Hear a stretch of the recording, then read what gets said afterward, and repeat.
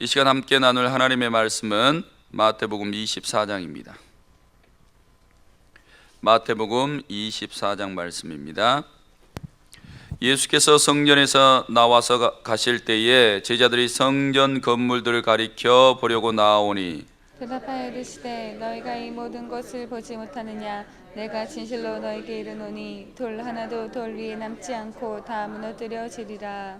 예수께서 감람산 위에 앉으셨을 때에 제자들이 조용히 와서 이르되 우리에게 이르소서 어느 때에 이런 일이 있겠사오며 또 주의 임하심과 세상 끝에는 무슨 징조가 있사오리이까. 예수께서 대답하여 이르시되 너희가 사람의 미혹을 받지 않도록 주의하라. 많은 사람이 내 이름으로 와서 이르되 나는 그리스도라 하여 많은 사람을 미혹하리라. 난리와 난리가 숨을 돋겠으나 너희가 삼가 두려워하지 말라.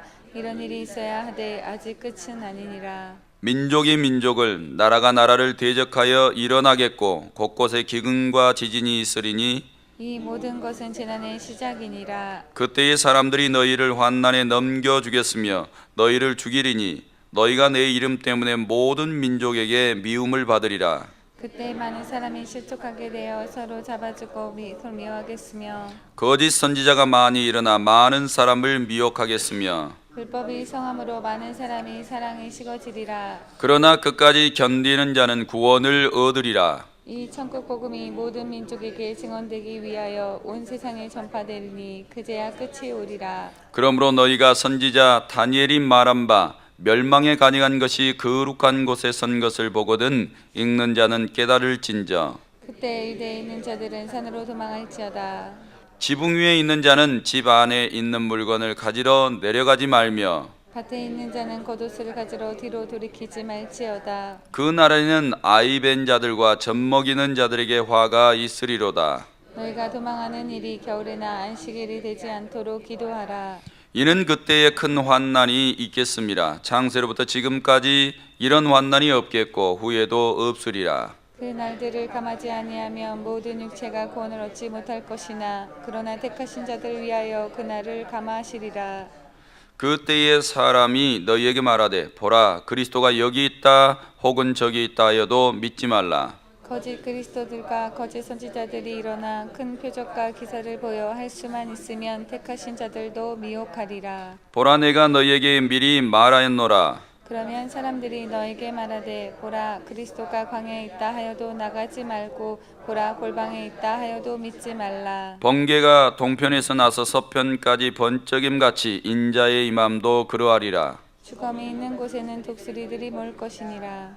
그 환난 후에 즉시 해가 어두워지며 달이 빛을 내지 아니하며 별들이 하늘에서 떨어지며 하늘의 권능들이 흔들리리라. 그때 인자의 징조가 하늘에서 보이겠고 그때 땅의 모든 족속들이 통곡하며 그들이 인자가 구름을 타고 능력과 큰 영광으로 오는 것을 보리라. 그가 큰 나팔 소리와 함께 천사들을 보내리니 그들이 그의 택하신 자들을 하늘 이 끝에서 저 끝까지 사방에서 모으리라. 무화과 나무의 비유를 세우라. 그 가지가 연하여지고 잎사귀를 내면 여름이 가까운 줄을 아나니 이와 같이 너희도 이 모든 일을 보거든 인자가 가까이 곧 문 앞에 이른 줄 알라. 내가 진실로 너에게 말하노니 이 세대가 지나가기 전에 이 일이 다 일어나리라. 천지는 없어질지언정 내 말은 없어지지 아니하리라. 그러나 그날과 그때는 아무도 모르나니 하늘은 천사들도 아들도 모르고 오직 아버지만 아시느니라. 노아의 때와 같이 인자의 임함도 그러하리라. 홍수 전에 노아가 방주에 들어가던 날까지 사람들이 먹고 마시고 장가들고 시집가고 있었으면서 홍수가 나서 그들을 다 멸하기까지 깨닫지 못하였으니 인자의 임함도 이와 같으리라. 그때 두 사람이 밭에 있음에 한 사람은 데려가고 한 사람은 버려둠을 당할 것이요 두 여자가 맷돌질을 하고 있음에 한 사람은 데려가고 한 사람은 버려둠을 당할 것이니라. 그러므로 깨어 있으라. 어느 날에 너희 주가 임할지는 너희가 알지 못함이니라. 너희도 아는 바니 만일 집주인이 도둑이 어느 시각에 올 줄을 알았더라면 깨어 있어 그 집을 뚫지 못하게 하였으리라. 그러므로 너희도 준비하고 있으라. 생각하지 않은 때에 인자가 오리라. 충성되고 지혜 있는 종이 되어 주인에게 그 집 사람들을 맡아 때를 따라 양식을 나눠줄 자가 누구냐? 주인이 올 때 그 종이 이렇게 하는 것을 보면 그 종이 복이 있으리로다. 내가 진실로 너희에게 이르노니 주인이 그의 모든 소유를 그에게 맡기리라. 만일 그 악한 종이 마음에 생각하기를 주인이 더디 오리라 하여 동료들을 때리며 술 친구들과 더불어 먹고 마시게 되면 생각하지 않은 날 알지 못하는 시각에 그 종의 주인이 이르러 어미 때리고 외식하는 자가 받는 벌에 처하리니 거기서 슬피 울며 이를 갈리라. 아멘. 이렇게 고백하겠습니다. 하나님 사랑, 이웃 사랑, 십자가 정신. 오늘 말씀 1절에서 14절까지는 종말 이전에 일어날 일들을 이야기하고 있습니다. 15절에서 28절까지는 마지막 큰 환란에 대해서 이야기합니다. 29절에서 31절까지는 그리스도의 재림과 징조에 대해서, 그리고 32절에서 36절까지는 그리스도의 재림 시기에 대해서 이야기하고 37절에서 41절까지는 재림할 때의 심판과 노아의 비유입니다. 그리고 마지막으로 42절에서 51절까지는 재림을 맞이하는 성도들의 태도에 대해서 이야기하고 있습니다. 먼저 1절에서 2절 말씀까지 보면 예수께서 성전에서 나와서 가실 때에 제자들이 성전 건물들을 가리켜 보이려고 나오니 대답하여 이르시되 너희가 이 모든 것을 보지 못하였느냐? 내가 진실로 너희에게 이르노니 돌 하나도 돌 위에 남지 않고 다 무너뜨려지리라 라고 말하고 있습니다. 헤롯 성전을 보지 않으면 성전을 봤다고 말하지 말래요. 그 당시에 헤롯 성전이 아주 아름답게 지어졌다고 합니다. 그래서 제자들은 이 헤롯 성전에서 예수님 말씀 마치시고 이렇게 나오실 때에 이 성전을 보면서 본인들이 이게 느꼈던 것, 참 보기에 좋고 참 아름답지 않습니까? 이런 것들을 이렇게 말하고 싶었던 거예요. 그래서 1절에 성전 건물들을 가리켜 이렇게 보이려고 했는데 예수님의 말씀이 돌 하나도 돌 위에 남지 않고 다 무너지리라 이렇게 말씀하고 있습니다. 그래서 사람들은 이렇게 눈에 보이는 웅장한 것, 이런 것들을 보고 야 대단하다, 참 멋있지 않냐, 이런 것들, 화려함들을 말하게 되는 것이죠. 그런데 그걸 예수님은 탁 그냥 단숨에 끊어버리셨어요. 너희가 그것을 볼 일은 아니라 이 말입니다. 너희가 참으로 보아야 될 것은 이 성전이 아니라 이 성전 가운데 거하신 하나님의 영광을 보라 이 말입니다. 할렐루야. 사랑하는 성도 여러분, 우리가 오병이어 교회 다니면서도 오병이어 교회를 볼 것이 아닙니다. 오병이어 교회 안에 역사하시는 하나님의 영광이죠. 그러므로 우리도 사람을 볼 일은 아닙니다. 사람 속에 거하시는 하나님의 거룩하심과 그분의 영광과 그분의 뜻이죠. 그러므로 우리는 외적인 것을 보기보다 보이지 않게 역사하시는 하나님의 영광을 바라보시기를 주님의 이름으로 축원합니다. 예수님께서 예루살렘 성전이 멸망하겠다라고 예언하신 후 40년이 지나서 예루살렘 성전이 로마에 의해서 완전히 초토화가 됩니다. 그래서 말씀하셨던 이 예언이 40년 후에 이루어지고 있는 것을 보게 되는 것이죠. 그런데 3절 말씀에 보면 예수께서 감람산 위에 앉으셨을 때에 제자들이 조용히 와서 이르되 우리에게 이르소서라고 묻습니다. 어느 때에 이런 일이 있겠사오며 또 주의 임하심과 세상 끝에는 무슨 징조가 있사오리까? 이렇게 말해요.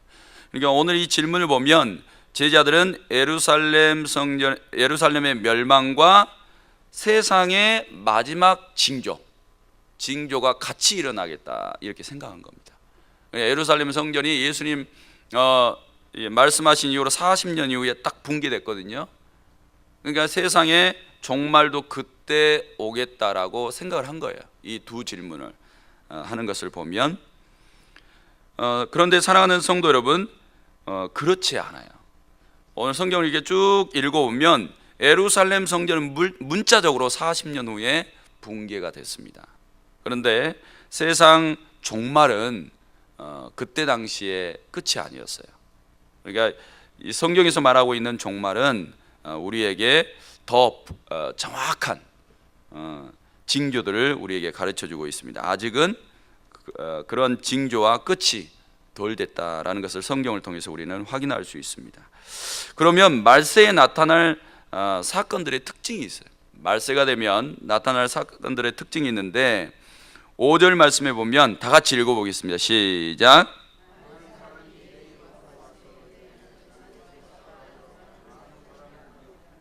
아멘. 특징이 있는데 뭐냐? 그건 첫 번째로 미혹입니다. 미혹이 있겠다는 거예요. 그 어떤 다른 일들보다 미혹이 있겠다는 거예요.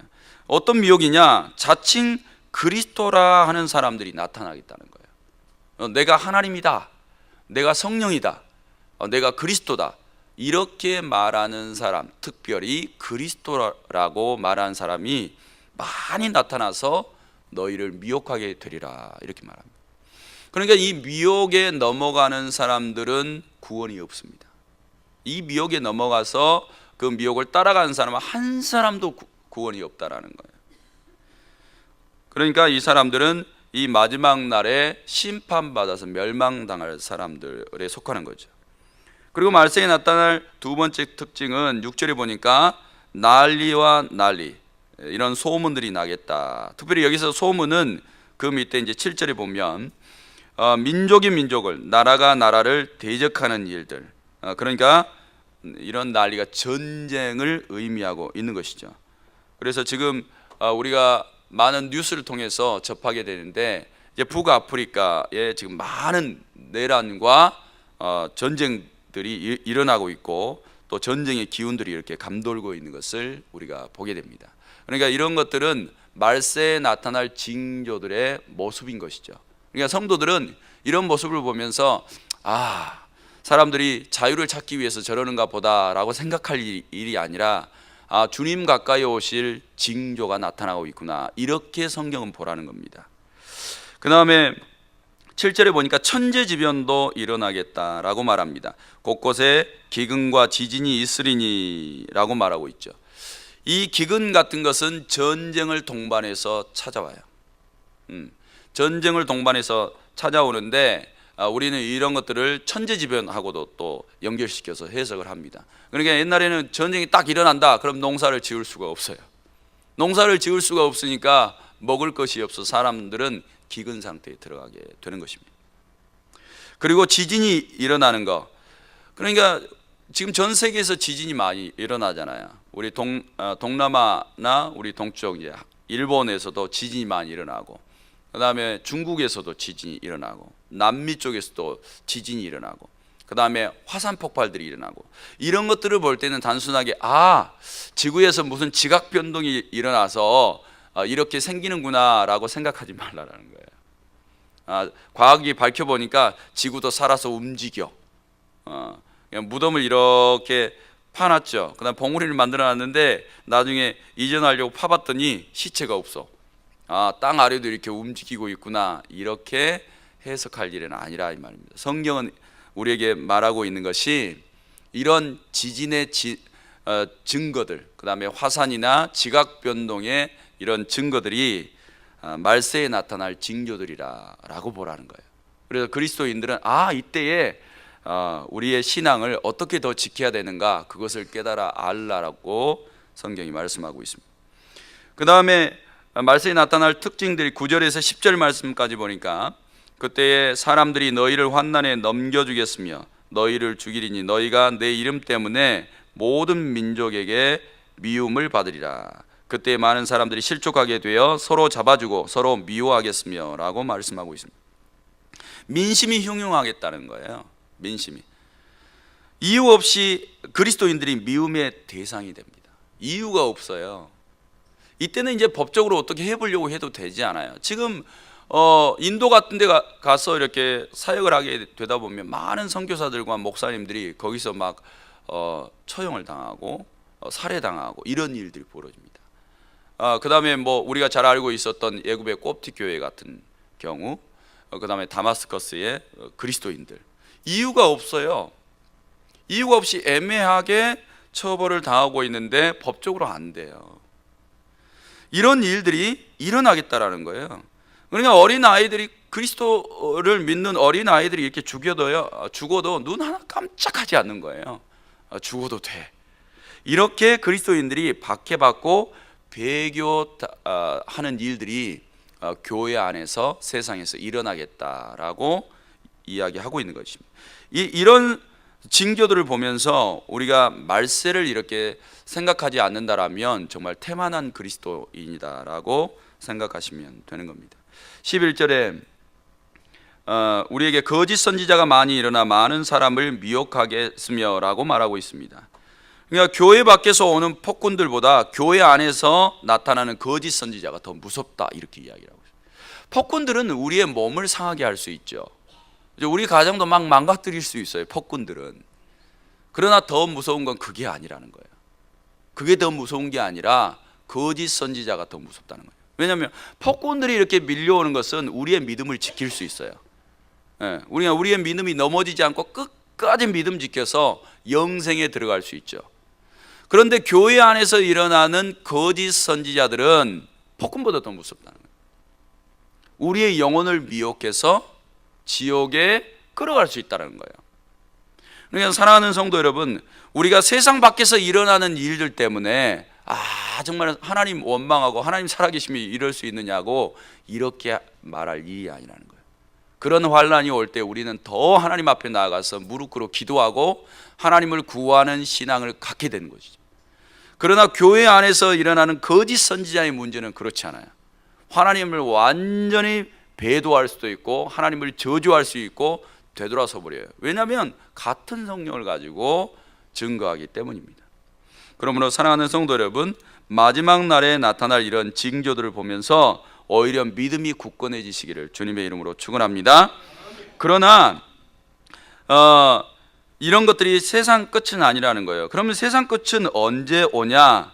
14절 말씀 다 같이 읽겠습니다. 시작.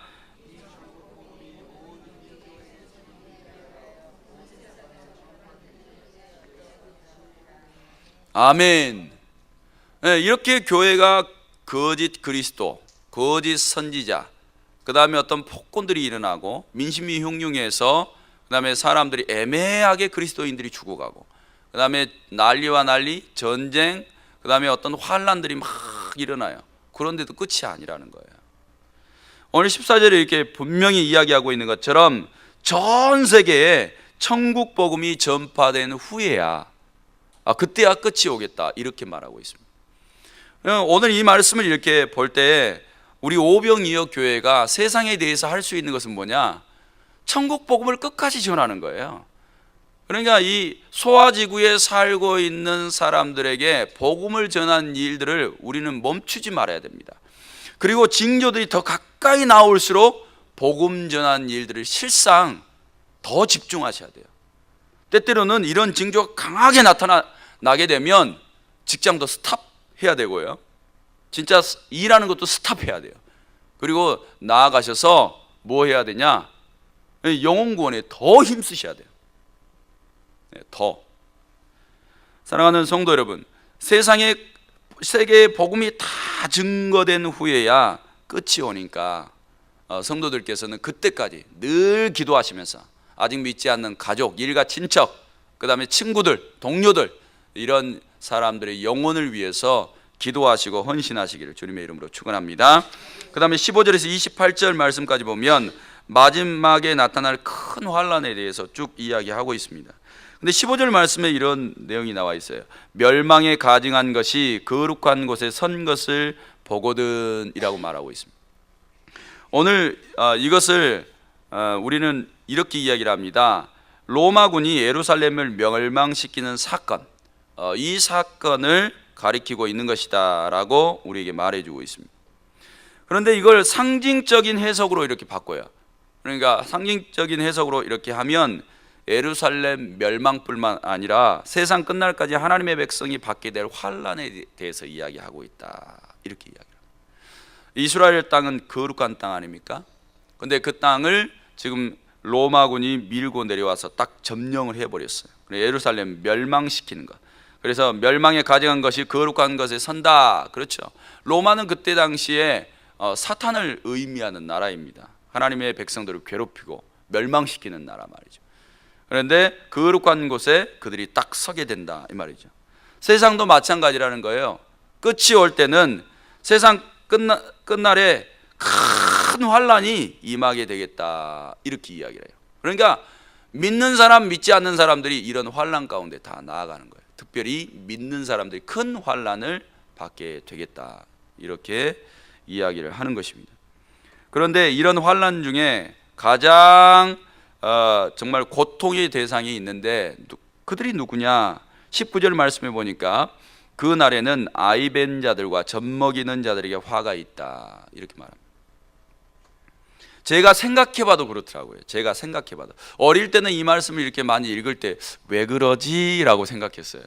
이런 큰 환란이 오면 나도 고통스러울 것 같은데 이렇게 생각을 했는데 나중에 좀 커서 이렇게 보니까 이 19절의 말씀이 맞아요. 기근이 이렇게 닥쳐요. 큰 환란이 오면 기근이 오죠. 그 다음에 칼의 위험이 닥쳐와요. 그러다 보면 도망치기 어려워요. 그러니까 아이를 지금 베고 있고 어린 아이를 데리고 있는 사람은 기근 때요 가장 고통받습니다. 그리고 칼의 위험, 총의 위험 이런 것들이 올 때 가장 고통스러워요. 어디로 숨을 수도 없고 도망갈 수도 없어요. 그래서 그런 아이들 가지고 있으면 남편들도 마찬가지고 부인만 챙겨가지고 하겠어요? 그럴 수 없어요. 이 정도로 환란이 크게 세상 가운데 오겠다. 그때가 되면 마지막 때가 가까운 것을 알라라고 말하고 있는 것입니다. 그런데 우리는 성경에서 예수님의 재림의 모습을 이제 보여주고 있습니다. 27절 말씀 다 같이 읽어보겠습니다. 시작.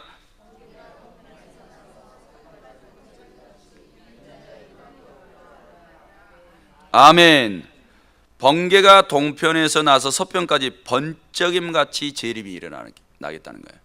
그러니까 이런 재림의 모습이 아니면 그 어떤 사람이 와가지고 내가 그리스도라라고 말하는 거 하나도 믿지 말라는 거예요. 문선명이가 여기 왔을 때 번개가 동쪽에서 나서 서편에서 번쩍임같이 오지 않았어요. 이게 재림이 재림.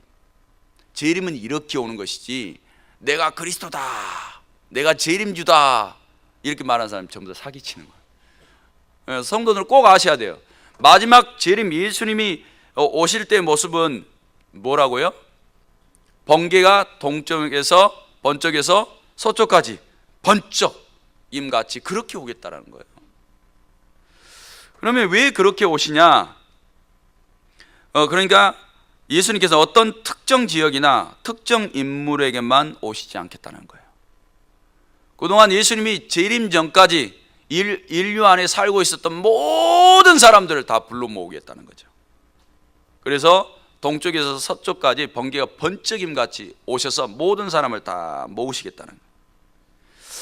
그 다음에 두 번째로는 이 말씀을 하신 목적은 적그리스도에게 미혹당하지 말라는 거예요. 그러니까 이게 재림이 재림. 그러니까 이렇게 오지 않는 모든 것들은 전부 다 적그리스도입니다. 교회 다니는 성도들은 이 주님의 말씀을 기억하시면서 미혹당하지 않기를 주님의 이름으로 축원합니다. 그 다음에 29절에서 31절 말씀에 보면 재림과 그 재림의 징조에 대해서 이렇게 쭉 이야기하고 있습니다. 그러니까 27절과 같은 맥락에서 쭉 읽어보시면 돼요.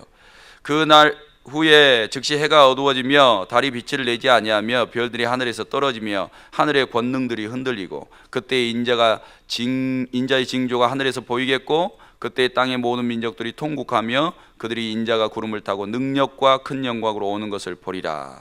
그가 큰 나팔소리와 함께 천사들을 보내리니 그들이 그 택하신 자들을 하늘에서 이끌어 저 끝까지 사방에서 모으리라. 예수님의 재림이 이렇게 오겠다는 거예요.